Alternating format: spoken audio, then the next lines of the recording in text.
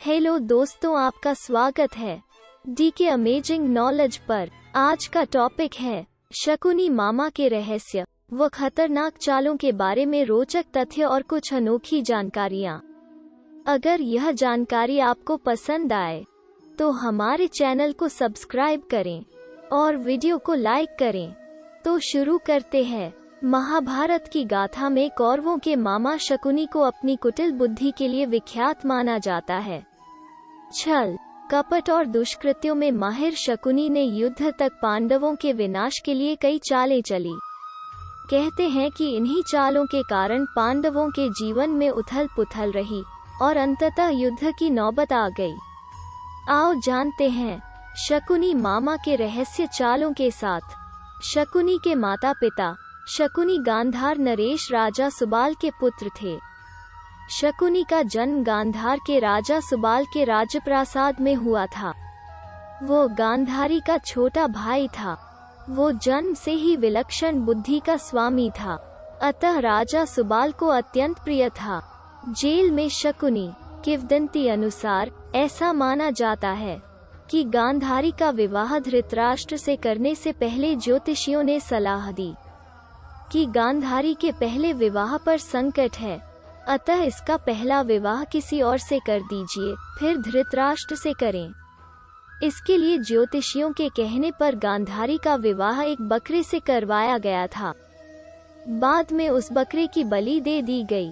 कहा जाता है कि गांधारी को किसी प्रकार के प्रकोप से मुक्त करवाने के लिए ही ज्योतिषियों ने यह सुझाव दिया था।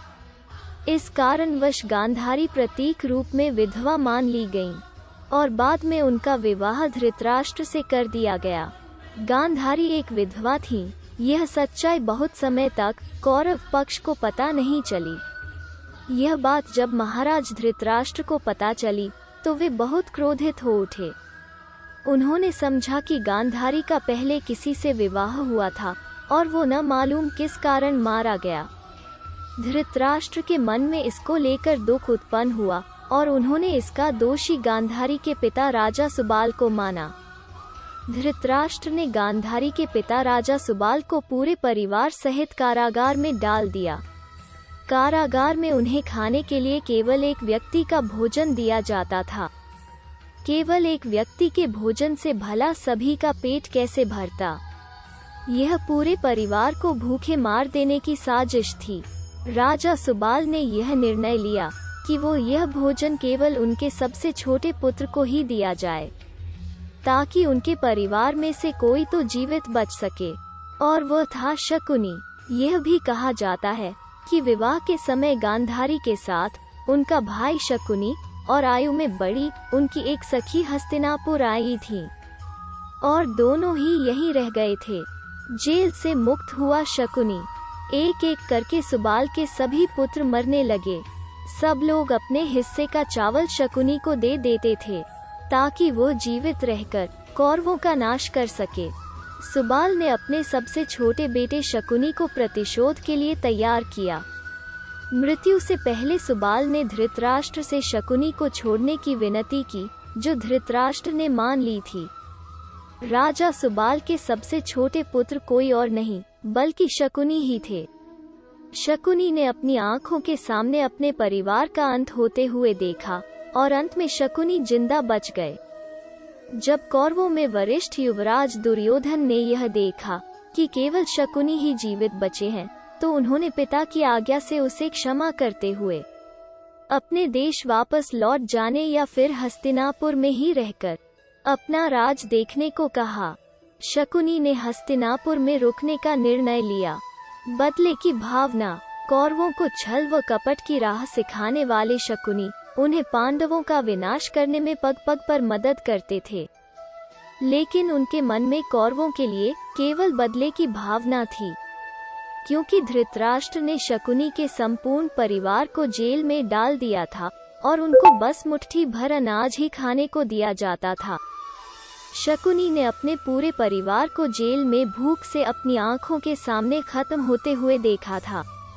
आप सोच सकते हैं कि उसके मन में किसके लिए क्या होगा और वो किसके लिए क्या करेगा। कहते हैं कि शकुनी ने प्रतिशोध लिया था लेकिन यह कितना सही है, यह तो शकुनी ही बता सकते हैं, क्योंकि कोई भी व्यक्ति नहीं चाहेगा कि वो अपनी बहन के परिवार को नष्ट करने का षड्यंत्र रचे, या हो सकता है कि वो चाहे भी। शकुनी बना मंत्री। शकुनी ने हस्तिनापुर में सबका विश्वास जीत लिया और 100 कौरवों का अभिभावक बन बैठा। अपने विश्वासपूर्ण कार्यों के चलते दुर्योधन ने शकुनी को अपना मंत्री नियुक्त कर लिया। सर्वप्रथम उसने गांधारी व धृतराष्ट्र को अपने वश में करके धृतराष्ट्र के भाई पांडु के विरुद्ध षड्यंत्र रचने और राज सिंहासन पर धृतराष्ट्र का आधिपत्य जमाने को कहा। फिर धीरे धीरे शकुनी ने दुर्योधन को अपनी बुद्धि के मोहपाश में बांध लिया।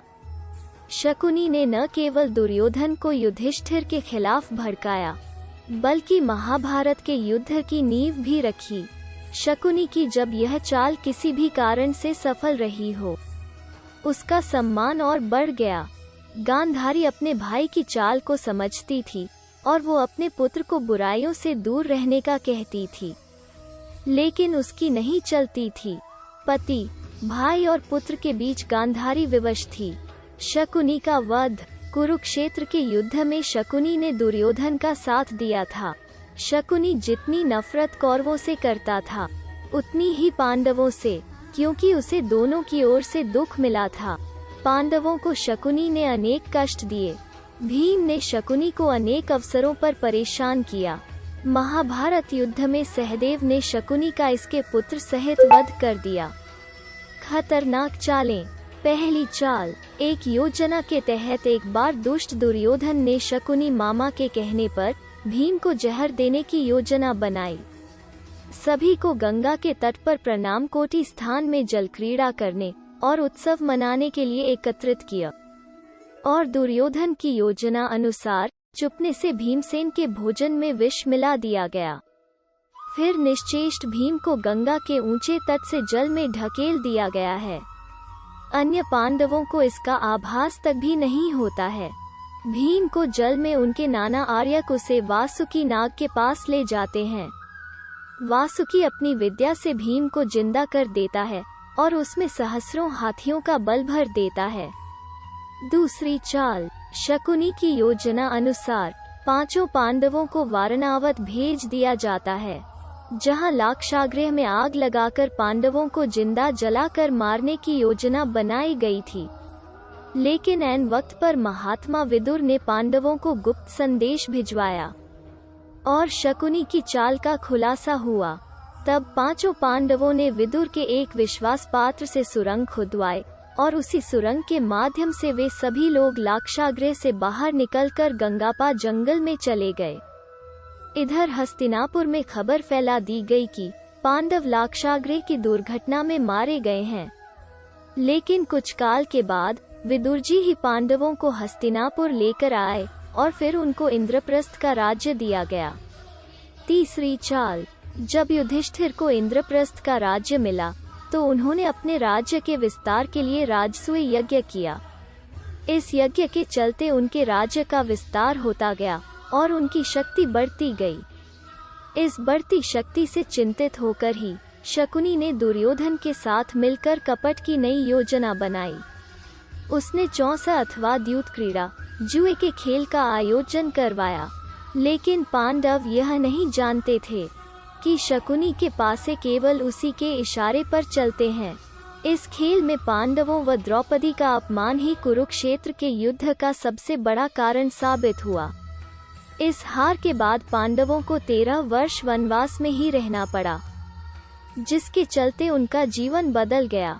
ऐसी और जानकारी के लिए हमारे चैनल पर बने रहे और वीडियो को पूरा देखने के लिए धन्यवाद।